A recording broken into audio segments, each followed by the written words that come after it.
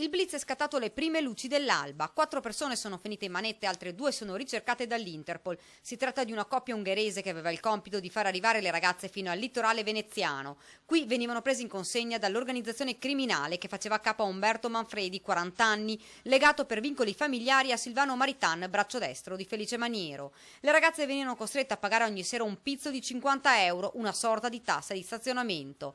Chi si ribellava veniva aggredita, subiva furti violenti fino ad essere obbligata ad andare via. Le indagini erano partite grazie alla denuncia di una di queste prostitute diciottenne malmenata e rapinata. Ogni estate le ragazze venivano sostituite. Non è tutto, perché le indagini hanno fatto emergere un filone parallelo. La banda, tutti giovanissimi, gestivano anche un traffico di droga. Ci devono dosi anche a minorenni. Abbiamo anche documentato più cessioni di dosi di cocaina a questa ragazzina, minacciata poi perché non pagava il proprio debito. Tra gli assuntori è stato segnalato anche un medico della struttura sanitaria di Jesolo. Le indagini poi hanno portato alla denuncia per vario titolo di 12 persone. La perquisizione fatta a casa di 2 indagati, padre e figlio di Jesolo, ha portato ad una scoperta preoccupante. Diverse armi regolarmente denunciate, numerose munizioni, non solo.